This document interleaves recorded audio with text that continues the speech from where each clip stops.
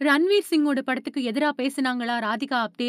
ஆபாச படங்கள தோண்டி எடுத்து விளாசுற ஃபேன்ஸ். ரன்வீர் சிங், சாரா அர்ஜுன், மாதவன், அக்ஷய் கண்ணா அப்புறம் சஞ்சய் தத் நடிப்புல வெளியான துரந்தர் படம் இதுவரைக்கும் 250 கோடி ரூபாய் வசூல உலகளவுல ஈட்டி பாக்ஸ் ஆபீஸ்ல மாஸ் காட்டிட்டு வருது.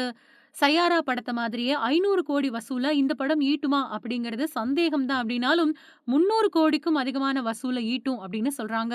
தனுஷ் நடிப்புல ஹிந்தில வெளியான தேரே இஷ்க் மே படம் வெறும் 150 கோடி அளவுக்கு தான் வசூல் ஈட்டியிருக்கிறது அப்படிங்கிறதும் குறிப்பிடத்தக்கது. துரந்தர் படம் வெளியாகிறதுக்கு முன்னாடியே அனிமல் படம் மாதிரியே இந்த படத்துலயும் அதிக வயலன்ஸ் அப்படின்னும் பாகிஸ்தானுக்கு எதிரான படம் அப்படின்னும் ஏகப்பட்ட சர்ச்சைகள் வெடிச்சது.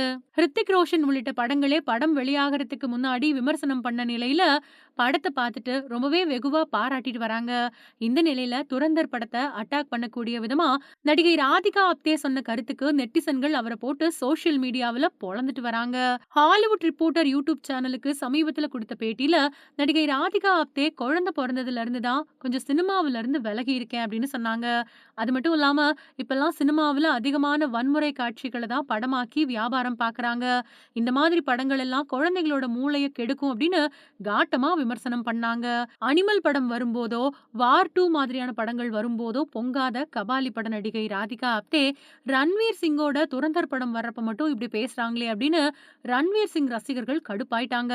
என்னோட குழந்தைகளை தியேட்டருக்கு கூட்டிட்டு போய் ஆக்ஷன் அப்படிங்கிற பெயர்ல பயங்கரவாத காட்சிகளை மனசுல விதைக்கக்கூடிய படங்களை காட்ட மாட்டேன் அப்படின்னு ராதிகா ஆப்தே சொல்லியிருக்கக்கூடிய நிலையில ராதிகா ஆப்தே நடிச்ச ஆபாச பட காட்சிகளை வெளியிட்டு இதெல்லாம் உங்க குழந்தைங்களுக்கு காட்டுங்க அப்படின்னு நெட்டிசன்கள் ராதிகா ஆப்தேவை ட்ரோல் பண்ணிட்டு வராங்க.